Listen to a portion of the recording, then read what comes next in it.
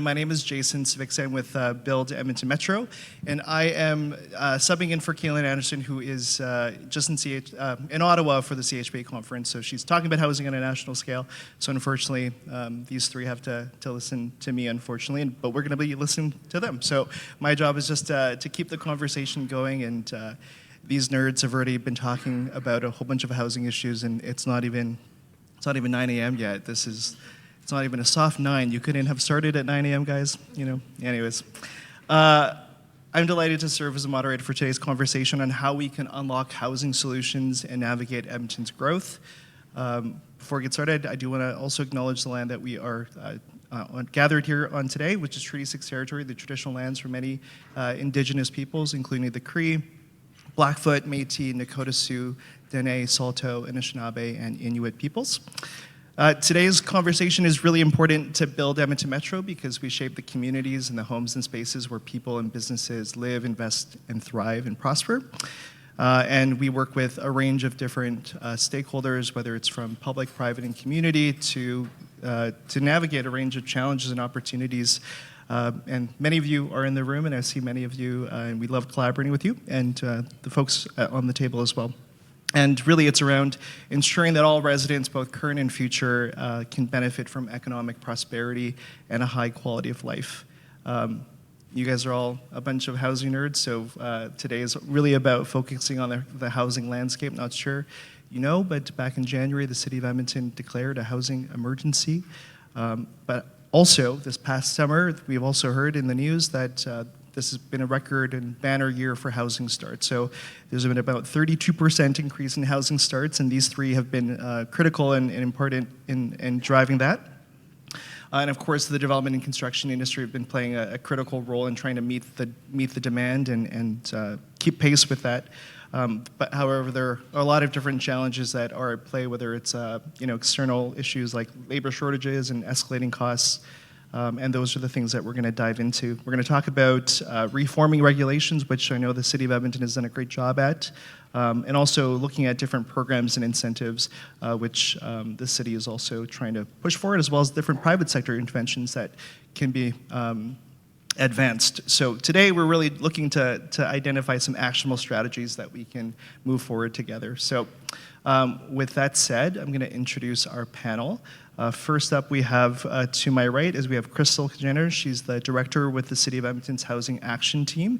Christel has more than 15 years of experience working in the public sector on both the administrative as well as the political side of government, which we know is critical these days to have that experience on both sides. She led the city's affordable housing and homelessness section in 2018, and in her current role as the director of the Housing Action Team, she's overseeing the city's ambitious plan to increase both market and non-market housing supply in Edmonton, an ambitious goal, which also trying to institutionalize that across the entire city corporation, which can be a challenge. I'm sure you can probably attest to that. Not a challenge at all. We'll figure it out. We have a lot of city people here as well, so I'll try not to be too mean. Before joining the City of Edmonton, Christel served as the Chief of Staff to the Minister of Health at the Government of Alberta, and she is just a wealth of knowledge, and she speaks really fast, so take out your pen and paper and try to record the notes, and if you ever listen to Speak and Misspeak, there's just like a wealth of knowledge in like 30 minutes there. Anyway, so a round of applause to Christel. Thanks. Next to Christel, we have Adil Kodian. I also love to pronounce his name Adil, like he's a big deal. Adil. I rehearsed that one just 10 minutes ago. Anyways, he's Executive Vice President of Rohit Group of Companies, and he's also a board member of CIVIDA. He has over 20 years of leadership in the real estate sector space, and at Rohit, in his role, he manages over $1.2 billion in assets and builds about 1,500 homes a year across Canada. Can you build maybe just a little bit more? Like, that'd be nice if you could do that. Here in Edmonton especially. I know that you kind of continue to talk about how much you hate Ottawa, so continue to bring that here in Edmonton. He is hyper involved with the association and the industry. He's been part of the Canadian Home Builders Association Edmonton region, and as well as the UDI, which is now BILD Edmonton Metro, and he has a PhD in electrical engineering and MBA at the University of Alberta, and he's also an alumnus of the Harvard Graduate School of Design. And so, a whole bunch of other accolades. However, we want to get into the questions, but a big round of applause to Adil.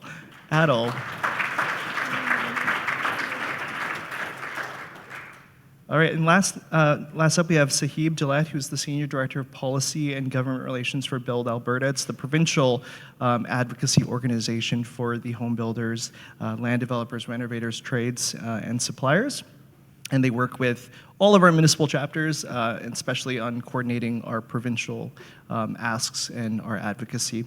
Prior to his work with BILD Alberta, Saheb has worked at the Government of Alberta through a variety of policy roles, and he holds a Master of Public Policy from the University of Calgary. We will not hold it against him that he lived in Calgary, but he is back here in Edmonton.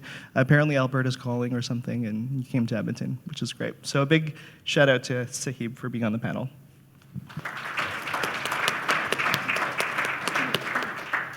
All right, so I love to just kind of get the conversation started with a kind of a big question, just to kind of open up the conversation and get things moving. So we're going to start with this big opening question, which is really around what you folks think has been the biggest play, whether it's the public sector, the private sector, or community sectors, either in Edmonton or the region, that we've been able to move forward on, that has unlocked housing opportunities.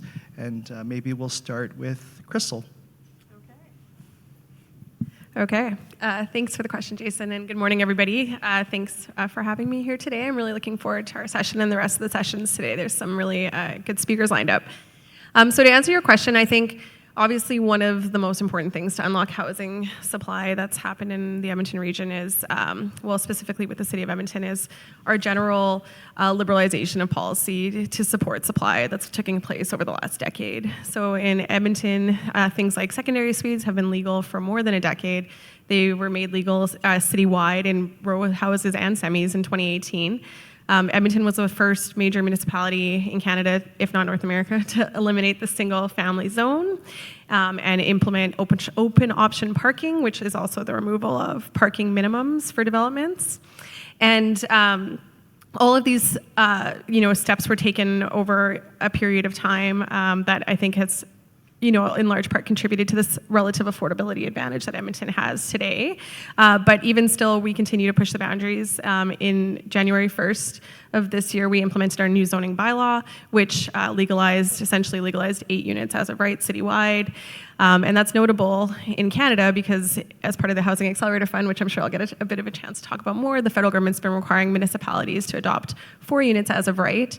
And so Edmonton is already, double that. And we were sort of doing that even long before the Housing Accelerator Fund was an idea. And so I think the steps that Edmonton City Council and the city planners, many of which are in this room today, have taken in the last 10 years have really contributed to enabling housing supply and helping with affordability.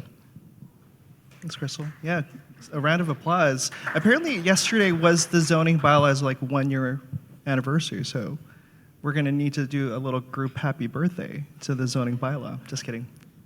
So greater permissibility and unlocking opportunities through regulations. Wondered what your thoughts are, Adil.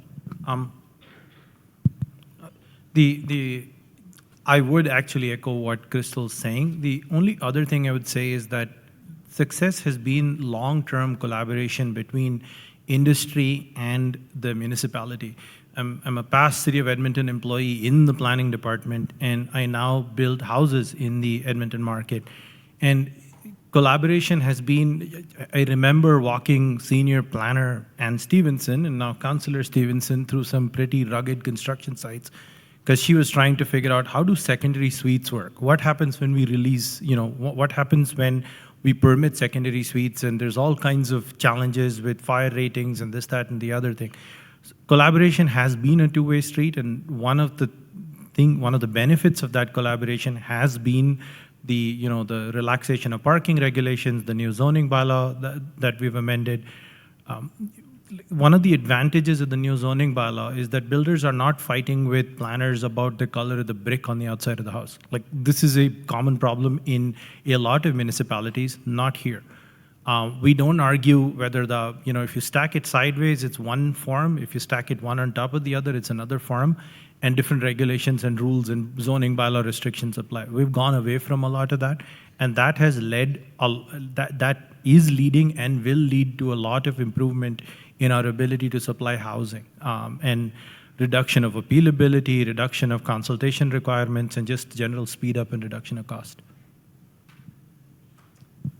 Thanks there for Adil, and great question there, Jason. So I'm going to give a little bit of a provincial context here, just in terms of our engagement with the government of Alberta. So leading up to the provincial election last year, BILD Alberta, we sent out a survey both to the NDP and UCP parties, and we received a very fulsome response from both parties because they very much care about housing and housing affordability and housing attainability. In terms of engagement with the government of Alberta, it's been just a phenomenal experience. I've never experienced in my career this level of engagement because the government sincerely cares about housing attainability. We've been having regular conversations on policies, what are some ideas that we can address. They've been very mindful about building code and adopting an affordability criteria when it comes to adopting building code in the province. Land titles backlog was a significant issue for our industry. Minister's office did a great job in reducing those backlogs. We've had multiple roundtable discussions with industry and BILD Alberta. So I would say the level of engagement is just heightened, and we actually are seeing it from all three levels of government. You're seeing it at the municipal, provincial, and next year when the federal election arrives, we're going to see a lot of meaningful discussions on policy. So I would say this is a very exciting time to have those conversations. It's I keep remembering during COVID how the land titles office was just completely immobilized. They were not digital, and in my mind, I just was imagining these old ladies that were walking around with their little, manila envelopes and all the different title documents and trying to figure out how do we go digital. Anyway, so that actually worked out, which is great, but it did take some time, and so that provincial advocacy has been really important to be able to innovate there. It seems like across what you folks have said was really around innovation and collaboration, and we are being seen as kind of the leader. I know there's a question here about what are some other best practices, but I feel like we've talked about this before, that we are actually creating and defining the best practice for other jurisdictions. I wonder, will there be a point where we stop talking about the zoning bylaw and start moving forward on new initiatives and programs? I'm wondering, maybe Christel, if you could elaborate on that. Now that we've sort of equalized the rules on the regulatory side, what are you doing why is the Housing Accelerator Fund necessary, and how are you sort of scaling up now that the rules are in place for us to be able to build? Sure.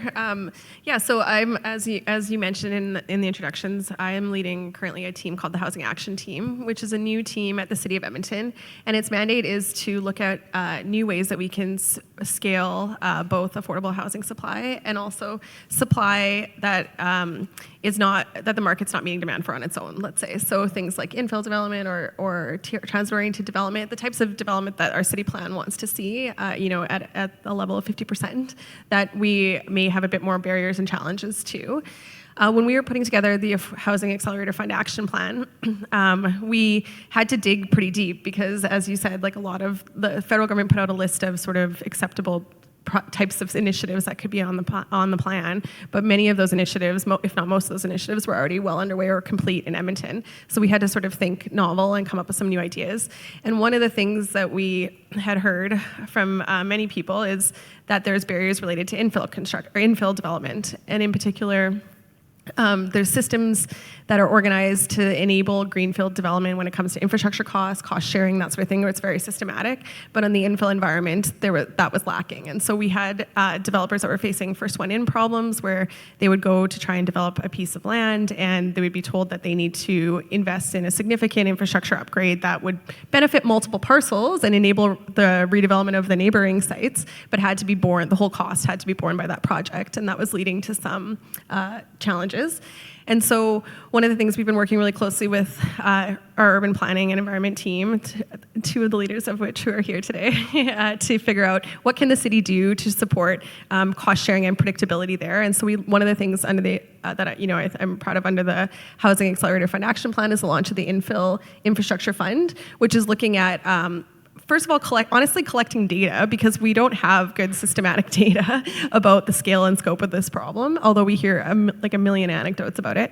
And then also looking at what we can do to enable cost sharing in some way, not just in the short term. Like obviously we have a target for the Housing Accelerator Fund. We want to increase our overall units by 5,200 in the next 3 years. So getting short-term growth is really important. But more importantly, I think the challenge will be to see what can we do in the long term so that we have an ongoing sustainable solution that puts infill development on the same footing as the greenfield development and makes it more predictable and easy to get done. So that would be one example, I think. I think if Edmonton can sort this out, we'll be amongst the top cities for sure in Canada. Like when I talk to my counterparts in Toronto and Vancouver, they don't have it figured out either. So I'm really excited about that body of work. Yeah, so in many ways we are sort of a victim of our own success, right? And so you've still been able to leverage this huge amount of funding to be able to scale up in different ways. I wonder what's been the interest level with respect to that one specific project? Well, there is a whole session on the fund, and Anna's facilitating it, so I won't go too into details there, but I will say that uptake has been brisk. There's been a ton of interest, and so it's really exciting to see that this. You know, the worst thing when you're in government, I honestly think the worst thing is to be like, I'm from the government, I'm here to help, and like, here's a solution for you that no one asked for, and so it's really rewarding, I think, to see when you design a program, and there's a lot of interest. It can suggest that there is, you know, a need for it, and people understand the problem, and it's so we'll see. It's still early days. The program's only been open for about 2 months, but we'll see how it goes. But I'm really excited about trying to figure out and work on that problem with my colleagues in the planning. Yeah, and I think you raised a really good point about not creating a solution to a problem that hasn't been identified by multiple stakeholders. And I think that with respect to that one particular program, I know that there's been a lot of city engagement with the industry and like how to apply that, how does it work, how does it make sense for the industry and those who are actually building and also the places. So yeah, thanks for that. Wonder, Adil or Saheb, if you wanted to highlight, like we've solved, you know, for the most part, the zoning-related issues, and now that there's some funding around, like the Housing Accelerator Fund, and there's other initiatives that we might be able to advance, what other tools might we need to advance collectively to scale up the supply of housing? I think the incentives provided, not just by the city of Edmonton, but by the federal government and the provincial governments, they're working, right? Like, I mean, if you look at the permit statistics just for the Edmonton CMA and the Calgary CMA, Edmonton has gone from, like, year-to-date permits, I was just looking up last night, we went from 9,000 year-to-date last year to about 13,500. Calgary has gone to about 17,500 from about 14,000. So whatever we are collectively doing in terms of incentivization is working. Edmonton is, however, still way more affordable than Calgary is. Edmonton has still retained its affordability. So something we are doing from a regulation point of view is also working.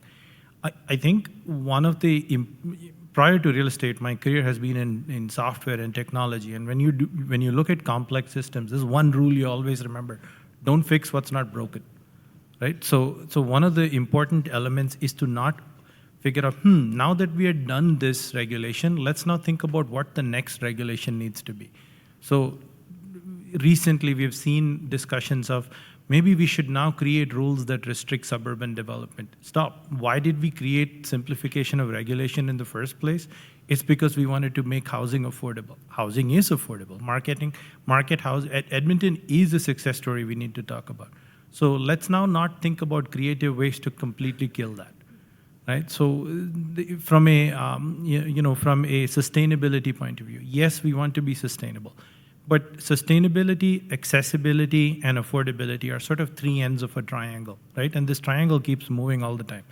You move towards one of the vertices, you're going to move away from the other two vertices. You want to be extremely sustainable and green, no problem. No one will be able to afford to live here anymore, right? If you want it to be accessible, sure, but the number of vacant, non-adaptable, accessible units would be the same. The same concept is when you drive here, the number of vacant handicap parking stalls. Make sure that we're making the right trade-off choices between all these different pieces of the triangle.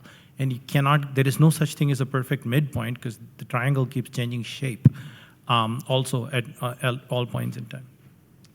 You could tell that Adil's a data nerd.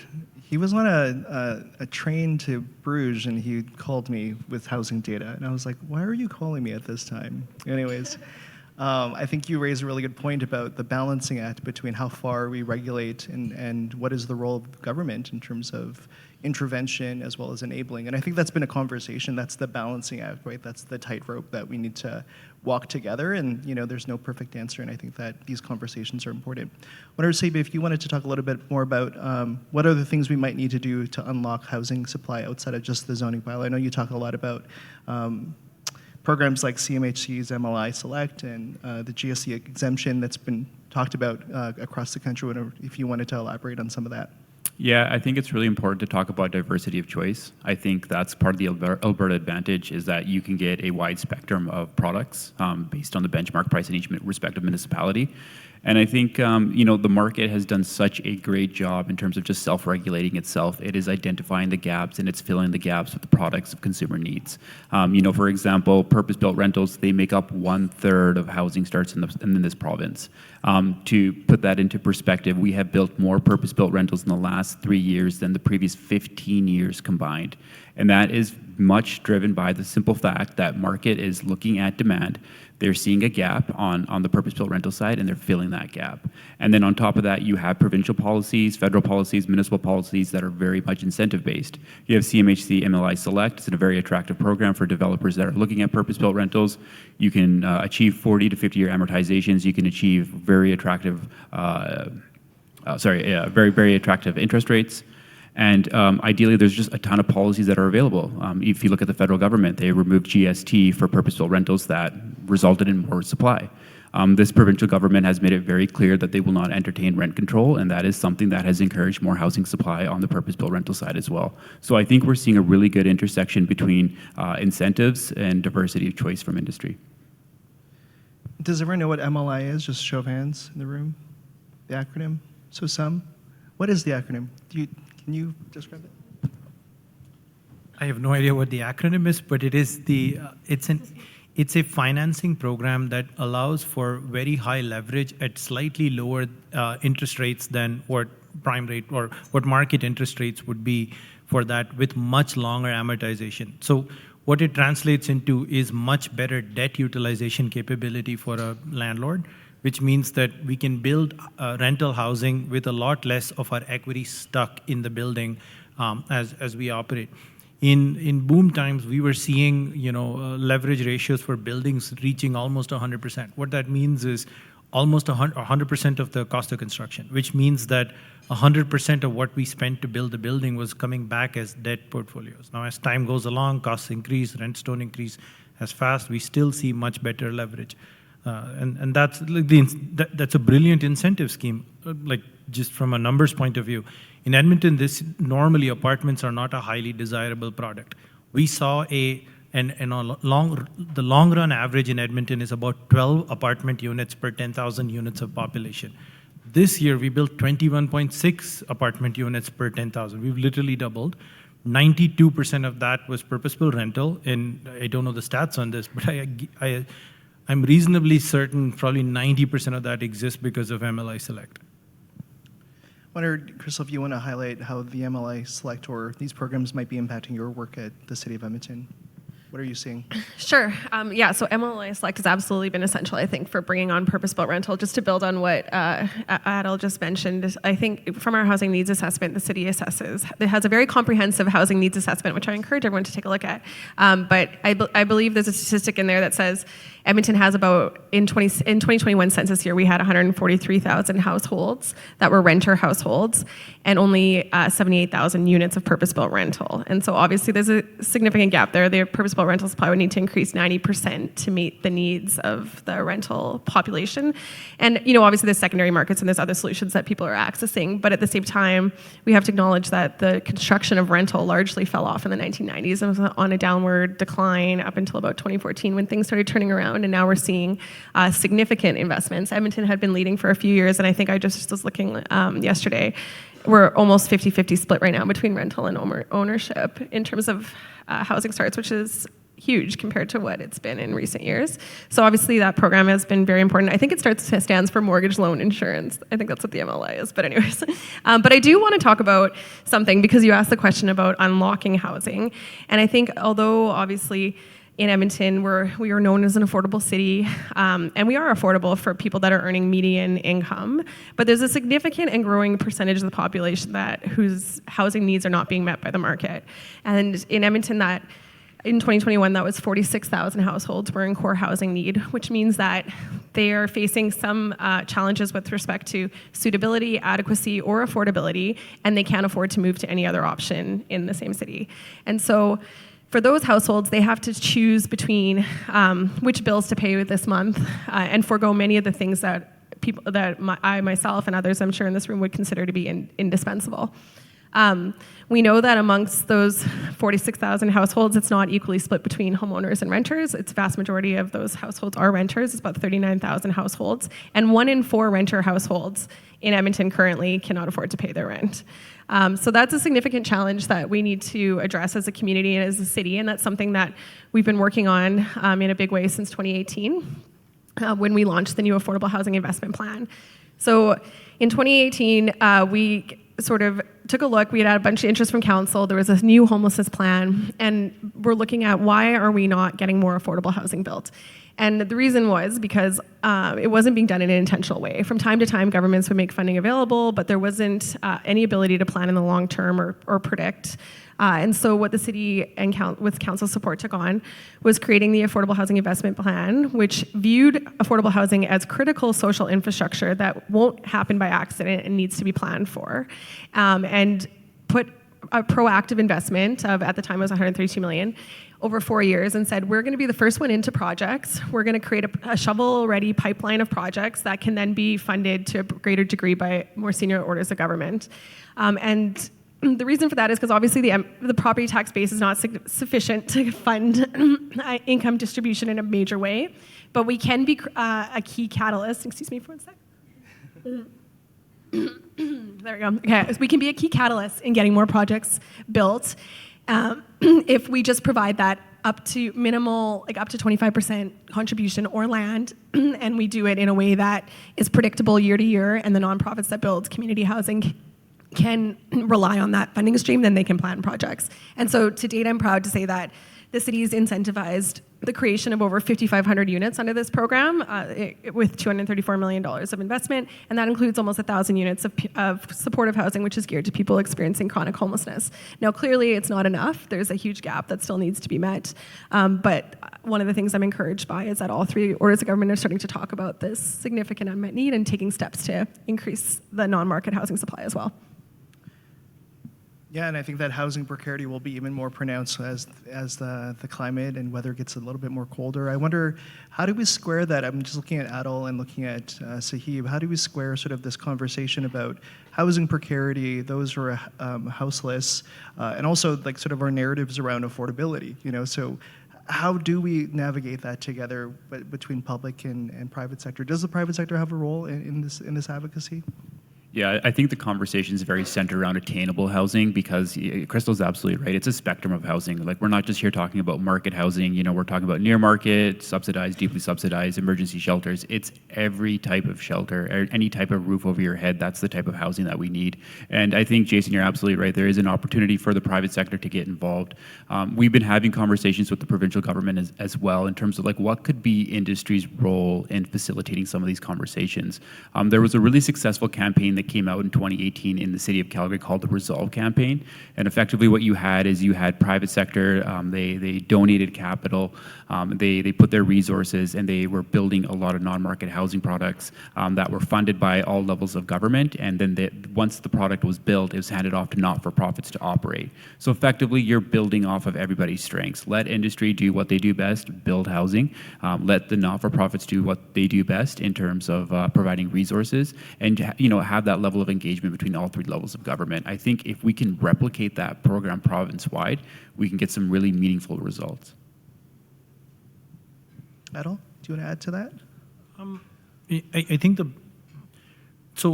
Edmonton in general and Alberta in general is relatively affordable, like what Christel's saying on the market side of things. The non-market side, however, is a completely different story. Thousands of people on the waiting list. I serve on 2 affordable housing bodies where we house thousands of people who are in non-market need, and the waiting list is about half the people we house. Like 50% of the people that are currently housed in these companies with these businesses, there's a 50% of those number of people are waiting to be allocated houses. There's no way this is going to work. We don't have enough inventory. No one has enough inventory. The best way to make sure that we don't increase this is to make sure that market housing doesn't increase in cost. Today's newly constructed market housing eventually, if market housing increases in cost because we can't keep up with supply, eventually the number of people in core housing need will increase because the market housing demand is going to suck up inventory that would have gone to serve the less than average rent sort of market segment over there. So I think the best thing industry and the regulator can do is, while working on the non-market segment, make sure that market housing is extremely affordable. And that automatically indirectly takes care of a little bit of the waiting list as time goes along. In Alberta, or in Edmonton at least, normal population growth is 1 to 2%. It's only in the last couple of years we've seen this 3-4% where 45, 50,000 people are moving to Alberta every quarter. But this too shall pass. We will go back to normal. Affordable market housing means less of a waiting, not that the waiting list disappears, but less of a waiting list for affordable non-market housing, but also at the same time creating enabling regulation, law at the provincial level, but also policy and bylaw at the municipal level to permit public-private partnerships. Resolve is one of the examples of a public-private partnership, but there's several formulas where P3s can enable, but P3s are a great solution to use private sector efficiency and capacity, public sector funding in land to actually create non-market housing that otherwise is not being delivered by market entities alone. Right. So what I'm hearing is that they're all interconnected, and maybe I want to move over to now to like, how do we sort of ensure that we don't put those downward pressures when it comes to like processes and timelines and delays? And I know that this past summer was probably a little bit more different than other years. I think it was a banner year in terms of housing starts. And of course, with more development permits, more building permits, there's more delays potentially. Wondering if you folks can talk a little bit more about, we do talk about how the City of Edmonton is a leader when it comes to our regulations, our processes, and our timelines. This past summer has been a little bit more challenging. Is this going to be the norm? How do we sort of address this moving forward? And how do we keep ourselves moving forward with streamlined timelines and processes? Mm-hmm. Sure, I can make a few comments and then pass it over to my colleagues here. So you're correct. September data has confirmed that Edmonton has surpassed our 2023 figures for residential building permits, and we are on track to meet or hopefully and maybe even exceed our all-time high, which was about 12,800 building permits by the end of this year. So that's super exciting, and that's a 62% increase over last year. And so it's very exciting, but it also means that things are very, very, very busy at the City of Edmonton right now. Processing a 62% increase in permit volumes with, largely with a staff of permanent staff who are largely the same as previously can be a challenge. And that's why the city's put in some innovative mechanisms to help flex up capacity. And so we do have a reserve that's available to use to be able to quickly bring on more staff. We rely on contractors to support with inspections to make sure that we're hitting our targeted timelines. And transparency is super important at the city because we're one of the few cities actually in Canada that publishes permit timeline expectations online and our progress towards meeting those goals. And so it's something we take really seriously even when we're busy. One thing I just want to mention in terms of some of the Housing Accelerator Fund Action Plan initiatives that also relate to this is we know that there's some things in the process that could go faster, and we're starting to work on that. So one of the initiatives speaks to automating more of the building permit and development permit processes. And most recently, we just launched an automated permit review, which means that technically you could apply for a development permit one day and start construction the same day. Yeah. Did someone just say wow? Who was that? Wow, indeed. Because what it is for low-risk permits, it automates the review of the development permit, essentially, and can issue the foundation and footings permit. I'm looking at all the planners here in case I'm saying this wrong, because I'm not a planner, but I'm pretty sure that's what it is. So that's a first in Canada, and we're continuing to move the needle in terms of further accelerating and automating the processes. One other thing I'll just mention is, again, going back to the Accelerator Fund, we've noticed that permits in the greenfield move a lot quicker than permits in the infill environment, and there's a bunch of reasons for that. Development in an existing established context is can be more difficult or unpredictable than in an area where there isn't existing neighbors, existing infrastructure, et cetera. But one of the things that we're doing under the Housing Accelerator Fund Action Plan is we're actually working with a group called Middle, who's being funded by CMHC, to look at, can we standardize infill designs to increase permit timelines and to make development more predictable and quick? So one of the barriers that we've heard from industry with infill development is that the lack of scalability can impact the economics of it. And so is there a way that we could standardize some high quality designs that could be repeated over and over again in an infill environment? And if someone chooses to use one of those designs, they could have an extremely fast permit review because it's already been reviewed and it's already been designed to the city's expectations. And so that's something that we're working on right now, and we're just getting started in that process, but we're going to be doing some engagement with industry and neighborhoods around that, and so I'm looking forward to seeing what we can do there to close the gap between infill and greenfield permitting times as well. It's really exciting. Like, how do we also address the middle-aged Karens that are probably the issue on infill in our core mature neighborhoods? Just kidding. Sorry, that wasn't sage, but I don't work at the city, so I'm fine. But yeah, no, so I actually do love the open data and the transparency of the development permits and building permits and timelines. I know Adil yesterday he was like, where are we at with this, and what are the issues, and where are the opportunities? And I often go to that website just to see where we are, because how do you pivot resources and staff if you don't know what's actually happening? And I know, Adil, you just did a presentation with a whole bunch of tech nerds, tech bros, to talk about automation and how tech disruption can support the real estate sector, especially on being able to improve these types of timelines. I wonder if you wanted to talk a little bit more about that. I just wanted to add to a little bit of what Christel's saying as well. One element of increasing housing supply is making sure the permit timelines are managed. Automation is absolutely the right choice. We have the enabling zoning bylaw that now allows a computer to make the decision as opposed to needing a human being. So that's helpful. So there should be no reason today for a person to actually look at a standard non-variance requiring single-family application in the small-scale zone. Now, why that matters is, and I checked yesterday, the city has received about 3,600 of those permits in there compared to 673 year-to-date for 2024 for infill. So those 3,600 permits, let's assume 75% of them have no variance requirement given the new zoning bylaw. There should be no reason for why a computer cannot issue that in 1 minute after application, because that's how simple it is. The next piece is inspections.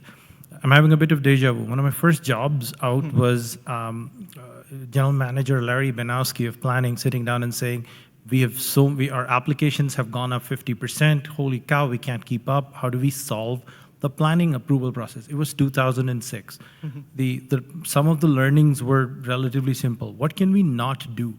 In those days, we had 4 or 5 inspections in houses. We have now, 12, 13, 14, depending on what the product type is. What the heck are we inspecting for? There's only so much risk that these inspections are going to cover on a standard, boring, single-family house. It's not that complicated. There's a lot of engineers involved, whether we like it or not. So maybe we ask that question. Of the 180 steps that it takes to build a house, which 50 are the ones that are not reasonable? That's red tape. Let's just cut it and actually do less. When we go to, and this is true on the infill side, when we go to get approvals on the infill side, 18 people show up to meetings. They all have valid, points of view to bring to the conversation. I'm like, but by the time, you know what they say, a camel's a horse designed by an 18% committee? That's what we end up with. So, I'll just add one quick comment here. I think really good conversation here from my colleagues, but I'm a strong advocate of just don't let perfect get in the way of good. It's just that simple. Like ideally, you know, I think it's really important for all levels of governments and departments to kind of look internally in terms of, you know, where are areas and opportunities for improvement. I think from my perspective, working at BILD Alberta, is I get the privilege of having conversations with various different departments and various different levels of government. And, you know, the typical story is Department A says, hey, we're looking at this policy. It's going to only add $3,000 per door to implement this policy. It's not really a big deal, especially when you take $3,000, you amortize it over 25 years. Department B says, you know, we're looking at an innovative route, but it may increase timelines by, you know, A, B, and C. And Department C says, you know, we have to think about net zero housing, for example, and we need to move the dial up, and it's going to add another $15,000 per door. That compounds. And I think that's the main issue, is you have these departments that typically work in silos. I think there needs to be more collaboration and having these engaging conversations of, you know, like what is the cumulative effect of having all these policies adopted.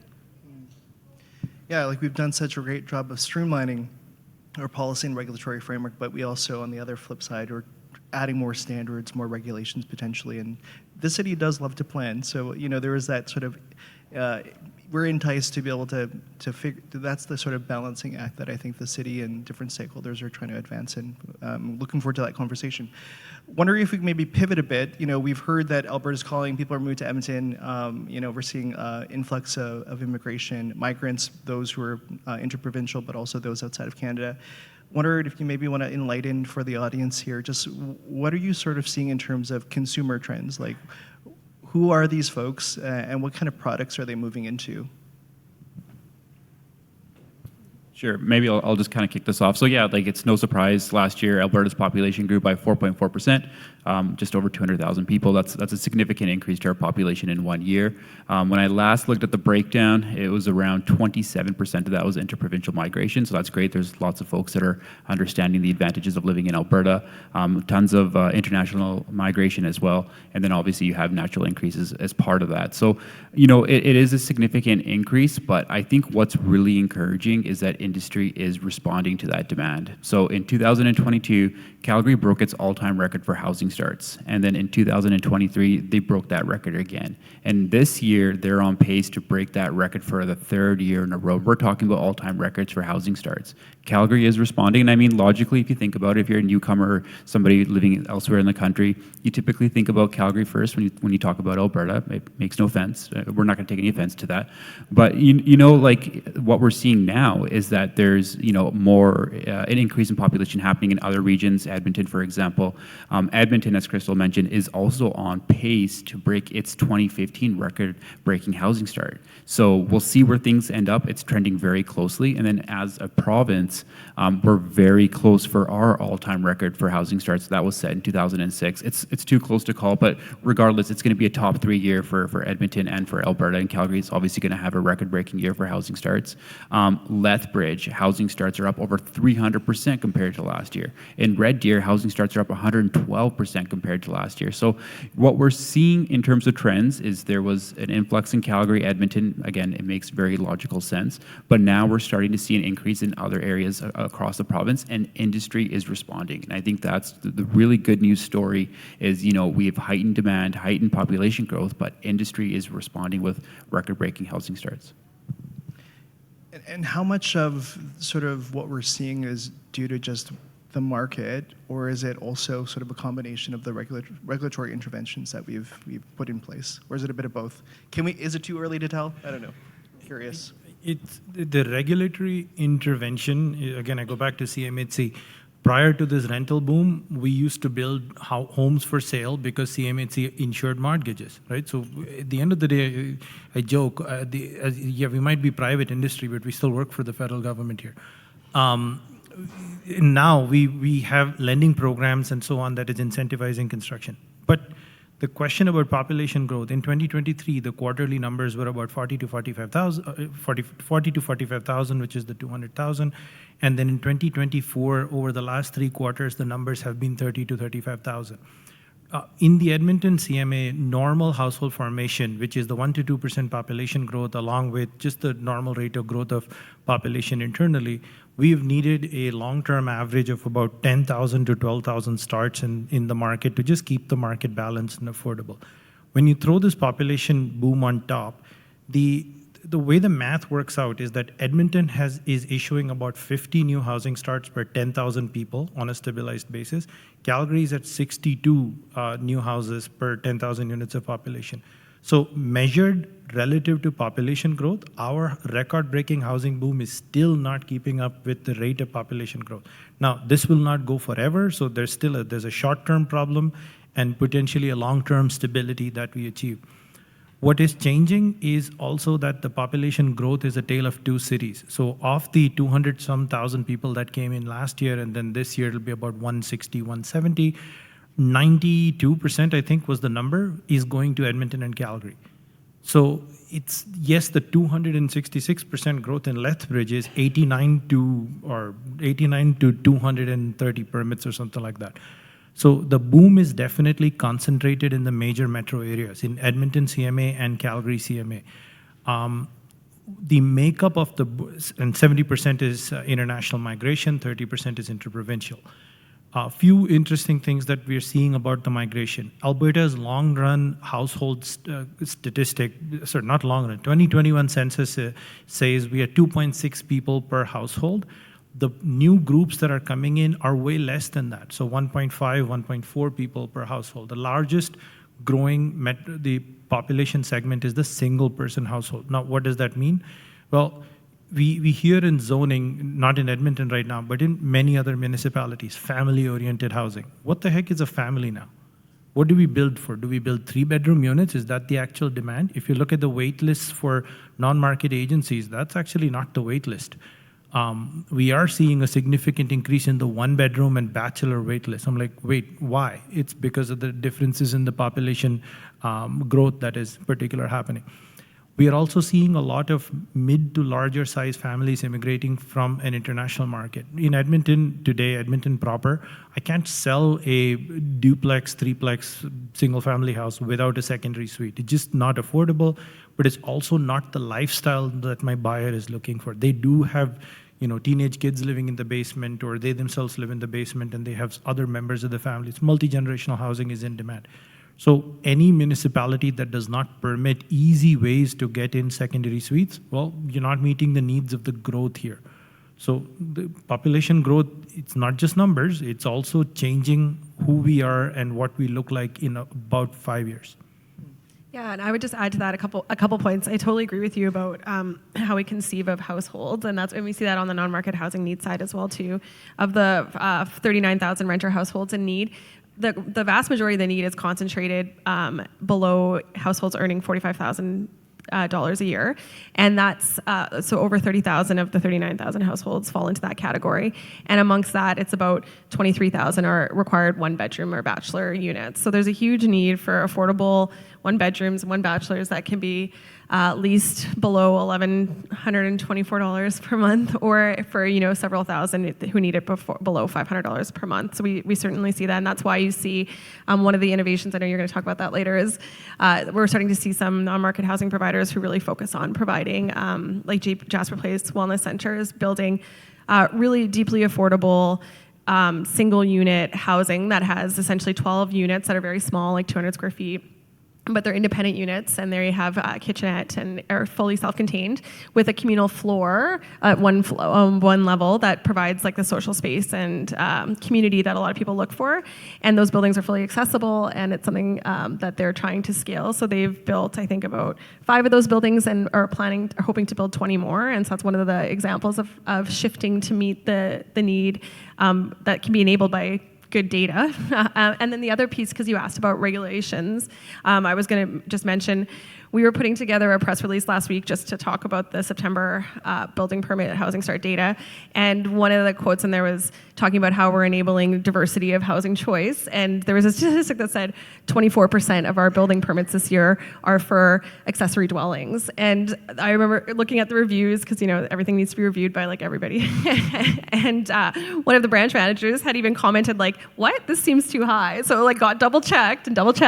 But no, it's, that's 24% of our new net residential building permits this year are for accessory dwellings. And so the reason I think that's notable is not just the demand piece, but it also, that reflects a lot of regulatory change to get to that. So that is legalizing them citywide, that's legalizing them in semis and row houses, and then that's also looking at how we can be innovative from a safety code perspective when it comes to allowing building permits. So one of the things the city just came out with a couple weeks ago actually was our safety codes team has worked to find ways to ensure safety, and I'm going to get this wrong because again, not technical, but by looking at alternative resolutions for fire separations between semis. And so before, you used to not be able to, it used to be very expensive to do the fire separation in like a 4x4, so if you had 4 units on top and 4 basement suites. But in looking at using an alternative resolution process and looking at are there different ways to essentially vary the building code to do that in a more cost-effective way, the city's come out with some guidance to developers about how that can be done, and that's going to support the development of more of this type of product. And we are in fact seeing it, I'd say, like a bit of an explosion in terms of these 4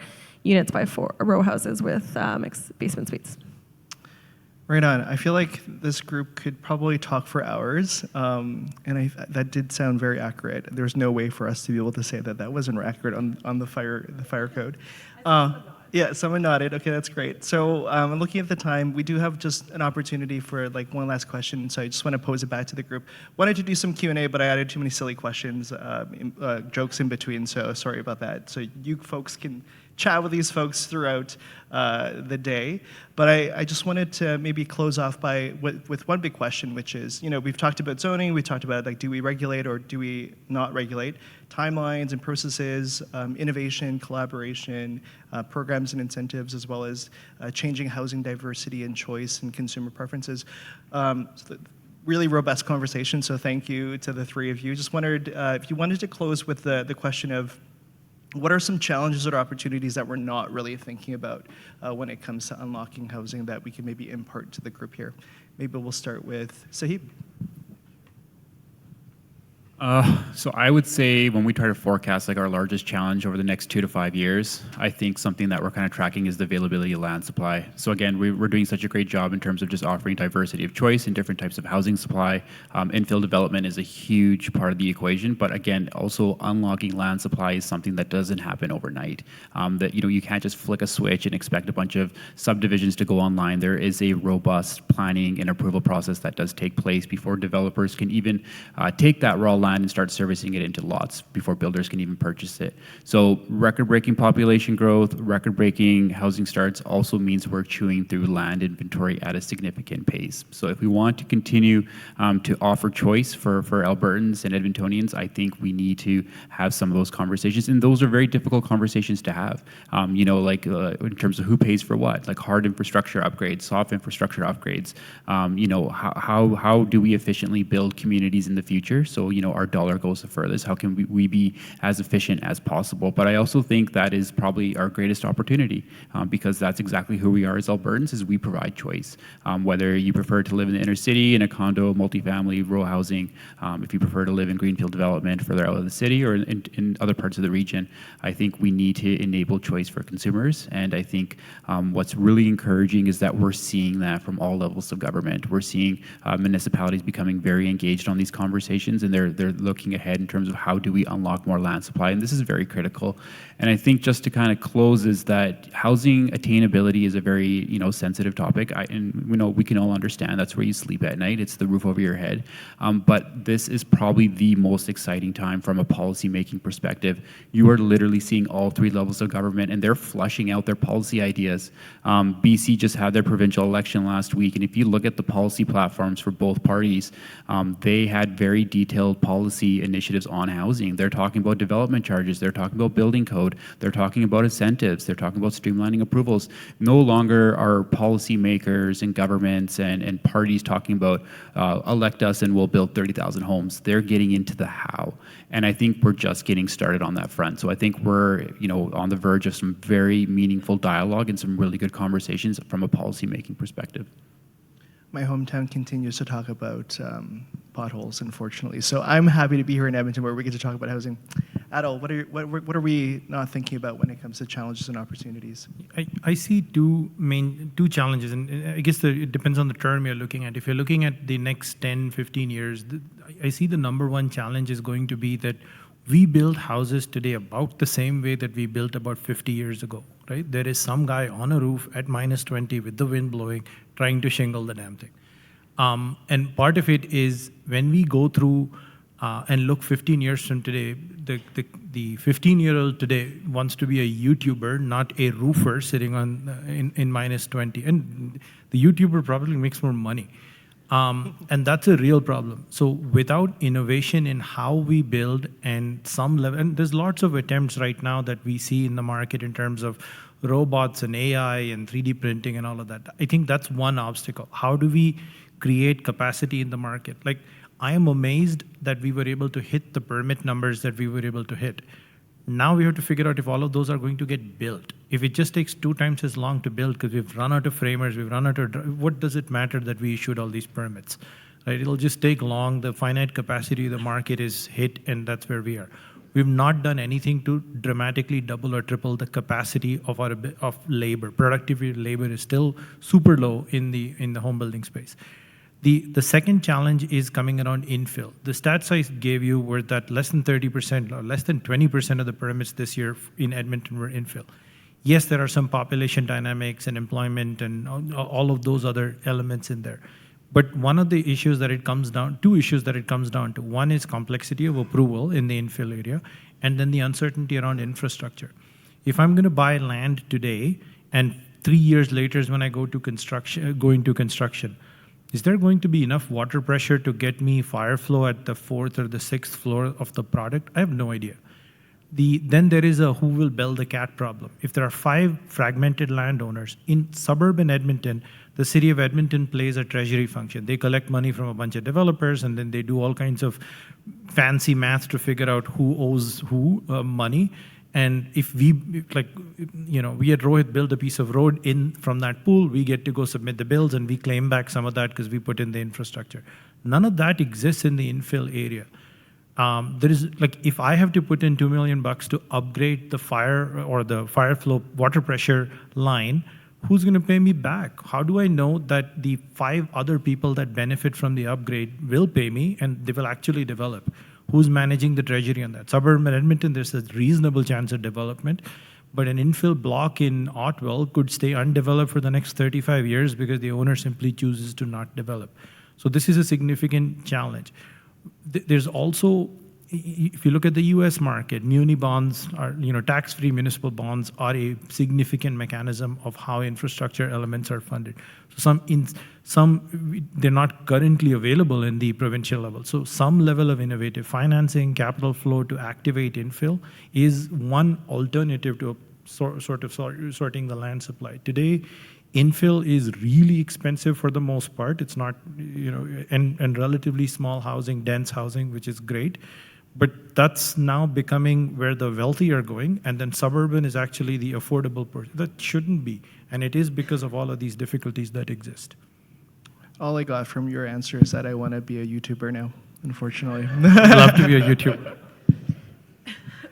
Christel, last words? Yeah, so just really quickly, because I know we're probably running out of time here, but I think okay. So in terms of challenge, I do think one of the challenges that we need to pay more attention to, and it's happening, but it probably needs to happen. Certainly needs to happen at a bigger scale, is just for housing for people with very low and low incomes. In the first 6 months of this year, we housed 623 people who are home or trusted, and that's wonderful. But 800 new people joined houselessness in July. So the housing efforts that are underway need to be scaled significantly, and we need to increase that near that very affordable stock of housing that I was mentioning before. So I think that's a challenge that needs more attention. But then to end on an optimistic note, I think the opportunity is. So I've worked in the housing space for the last almost 7 years, and I don't think that this panel conversation would have happened at any other time in the last 7 years, because honestly, up until the pandemic, there was a lot of debate about, oh, whose fault is it that some people can't afford housing? What role does everyone play? Do we need non-market housing? Do we need, to enable supply? Like, what's the right solution? And I think what we've seen in the last few years is really a growing consensus about solutions from all parties. Scotiabank has put out a big study a couple years ago saying that we need to double the non-market housing supply in Edmonton. Like, that's a significant change from, I think, what we've seen in the past. And then on the nonprofit side, there's a growing recognition that the nonprofit builders industry is not big enough to be able to grow and scale to meet the need, and we need to work with industry to figure out how we can scale things fast in a quick way to meet those growing needs. So I'm really encouraged by the growing consensus about the problems and the solutions. And I just think we're heading in the right direction. We just need all three orders of government, industry, nonprofit to come together and do much, much more going forward. That is a great note to end off on. I just want to give a big round of applause to our three panelists. We have Christel, Adil, and Saheb. I think that they will be around potentially if you want to have continued conversations. I see David hovering, so it means that there are a couple breakout sessions that are happening. I think there's one in the BC room and the Yukon room. So I think that was the thing I needed to tell you. But we're really thankful for this conversation. We'll stick around if you want to continue to chat with us. Thanks, Jason. Great job, and thanks to the panel.